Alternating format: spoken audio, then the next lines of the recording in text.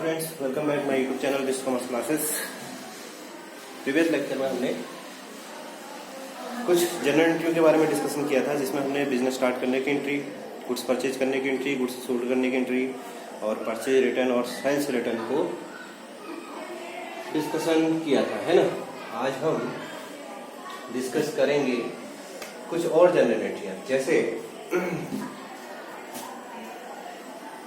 हमें किसी को पेमेंट करना है। जैसे मान लीजिए हमने किसी से गुड्स परचेज किया है क्रेडिट में, अब हम उसे पेमेंट कर रहे हैं। जैसे मान लीजिए लिखा है cash paid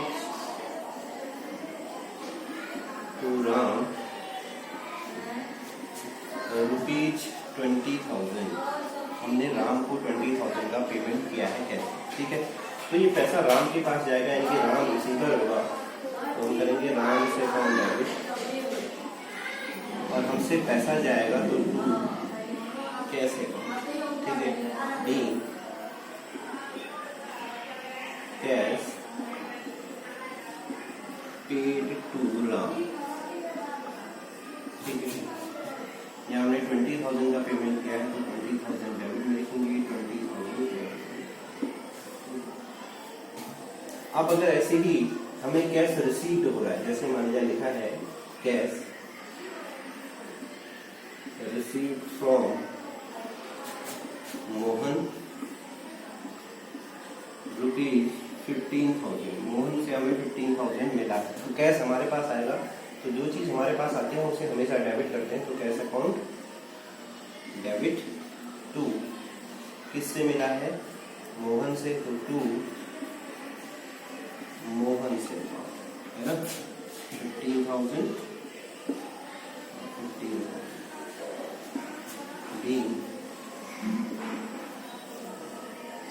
cash received from Mohan, ठीक है। ये हो गया कैश पेमेंट करने की और रिसीव्ड करने की, ठीक है। अब अगर हम कोई भी एक्सपेंसेस पेड कर रहे हैं, ठीक है, एक्सपेंसेस का मतलब है जो हम खर्च करते हैं उससे, है ना। कोई भी एक्सपेंसेस, मान लीजिए हमारे यहाँ कोई वर्कर काम करता है, उसको हमने मान लीजिए वेजेस दे रखी है, या फिर किसी को हमने सैलरी पेड कर रखी है। जैसे मान लीजिए लिखा है सैलरी पेड टू श्याम,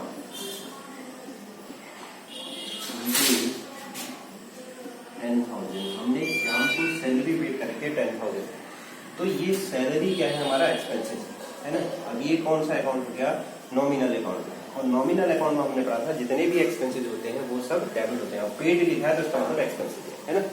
तो हम क्या करेंगे, जितने भी एक्सपेंसेस है डेबिट, तो salary account debit,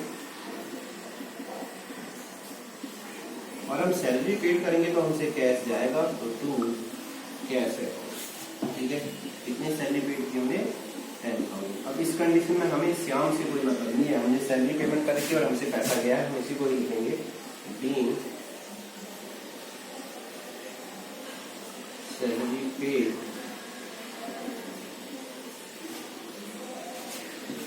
to Shyam. एक तो एक्सपेंसिव डेबिट होते हैं, और अगर मान लिया जाए हमें कोई इनकम रिसीव हो रखी है, जैसे मान लीजिए ये है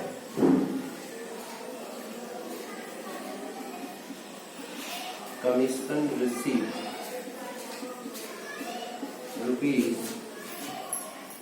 ₹6,000। अब कमीशन अगर रिसीव्ड होगा तो हमारे पास पैसा आएगा। दूसरा, कमीशन रिसीव्ड लिखा है तो इसका मतलब ये इनकम है ना, और सारी इनकम हम क्रेडिट करते हैं, लेकिन हमारे पास पैसा आएगा, जो चीज हमारे पास आती है अकाउंट डेबिट करना है, तो cash account debit to commission account being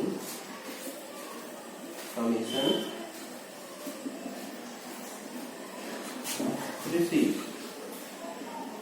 ठीक है। अगर मान लीजिए हमें 6,000 का कमीशन मिला है तो डेबिट में भी 6,000 और यहाँ क्रेडिट में भी 6,000। ये हो गया इनकम की, ठीक है। अब अगर मान लो हमें कोई लॉस हो रहा है, लॉस होने का मतलब जैसे मान लिया जाए गोडाउन में आग लगने से क्या होता है, कभी कभी लॉस बाय फायर, यानी कि गुड्स से कभी लॉस हो जाता है। तो उस कंडीशन में अगर हमें लॉस हो गया तो एक्सपेंसेस और लॉस सारे डेबिट हो गए, तो हम क्या करेंगे, जैसे लिखा है goods loss by fire rupees 4,000 का गुड्स का लॉस हो गया है, किससे, आग लगने। तो इस कंडीशन में जितने भी लॉस होते हैं सारे डेबिट होते हैं, तो हम क्या करेंगे, loss by fire, account debit to, किसका लॉस हुआ, गुड्स का, कौन सा गुड्स, जो हमने पहले परचेज किया था, टू परचेज, कितने का लॉस हुआ है, 4,000 का, यहाँ हम लिखेंगे 4,000, ठीक है। इमेजिन हो जाएगी being goods loss by fire, ये भी लॉस के लिए, ठीक है। अब अगर मान लो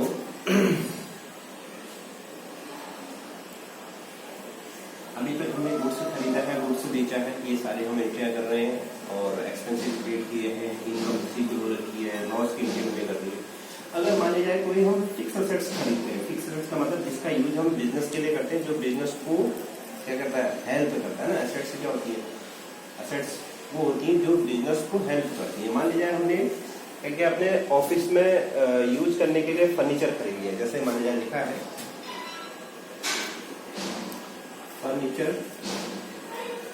परचेज रुपीज 3,000, हमने 3,000 का फर्नीचर खरीद लिया ऑफिस यूज करने के लिए, है ना। तो उस कंडीशन में हम क्या करेंगे, हमारे पास फर्नीचर आ जाएगा, तो फर्नीचर अकाउंट डेबिट टू, और हमसे पैसा जाएगा to cash account, real account में हमने पढ़ा था कि received item debit, gone item credit. तो इसमें हमारे पास फर्नीचर आएगा तो फर्नीचर को हमने डेबिट कर दिया, गॉन आइटम हमसे पैसा जाएगा, हमने कैश को क्रेडिट कर दिया, है ना। Furniture purchase,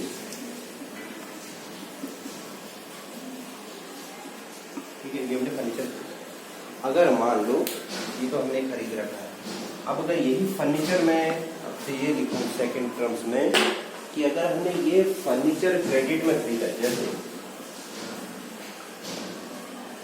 furniture purchase from Dinesh rupees 2,500, अब ये हमने क्रेडिट में खरीदा क्योंकि यहाँ दिनेश का नाम आता है। तो इस कंडीशन में हम क्या करेंगे, फर्नीचर तो हमने खरीदा है, तो फर्नीचर तो रिसीव्ड आइटम है, तो फर्नीचर को तो डेबिट करना ही करना है, तो फर्नीचर अकाउंट को हम डेबिट करेंगे, लेकिन क्रेडिट किसको करेंगे, दिनेश को, क्योंकि ये क्या है, गिवर, ठीक है, ये क्या है, गिवर है, तो हम इसका अकाउंट क्रेडिट करेंगे, तो 2,500 2,005 फर्नीचर परचेज फ्रॉम दिनेश, ठीक है। ये फर्नीचर क्या हमने क्रेडिट में खरीदा उसके ऊपर। अगर मान लिया जाए हम क्या करते हैं, कोई पुरानी एसेट्स को बेच देते हैं, ठीक है। मान लिया हमने फर्नीचर यूज किया, उसके बाद जब पुराना फर्नीचर खराब हो गया, उस कंडीशन में क्या करते हैं, ओल्ड फर्नीचर को हम सोल्ड कर देते हैं। जैसे मान लीजिए ये लिखा है ओल्ड फर्नीचर सोल्ड ₹1,000, हमने पुराना फर्नीचर 1,000 में बेच दिया। तो इस कंडीशन में अगर हम बेचेंगे तो हमारे पास, अगर हम रियल अकाउंट देंगे तो कैश आएगा, है ना। तो हम क्या करेंगे, जो चीज हमारे पास आती है उसको हम डेबिट करते हैं, तो कैश अकाउंट, और हमसे क्या जाएगा, फर्नीचर, तो कौन आइटम क्या है, फर्नीचर, है ना, टू फर्नीचर 1,000, है ना, बीइंग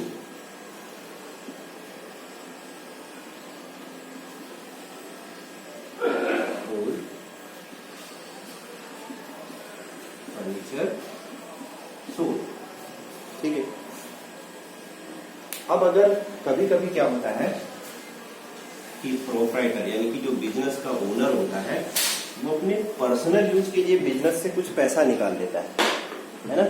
जो बिजनेस का ओनर है वो अपने पर्सनल यूज के लिए बिजनेस से कुछ पैसा निकालता है। जैसे मान लीजिए लिखा हुआ है कैश विथड्रॉल्स फॉर पर्सनल यूज, है ना। ये पर्सनल यूज भी होगा, प्राइवेट यूज भी लिखा है, दोनों का मतलब है ना। पर्सनल यूज के लिए पैसा निकाल दिया बिजनेस। तो जब भी ये पर्सनल यूज या प्राइवेट यूज लिया होगा इसका मतलब हम होता है ड्रॉइंग। पर्सनल यूज करने को हम बोलते हैं ड्रॉइंग अकाउंट डेबिट। और बिजनेस से पैसा जाएगा तो टू कैश। मान ले जाइए इसमें 500 निकाल रखा, इनका हम लिखेंगे 500 और 500 कैश विथड्रॉ फॉर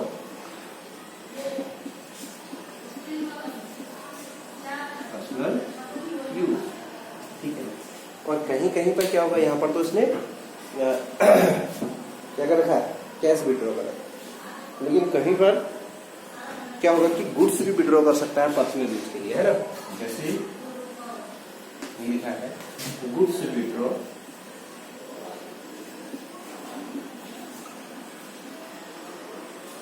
फॉर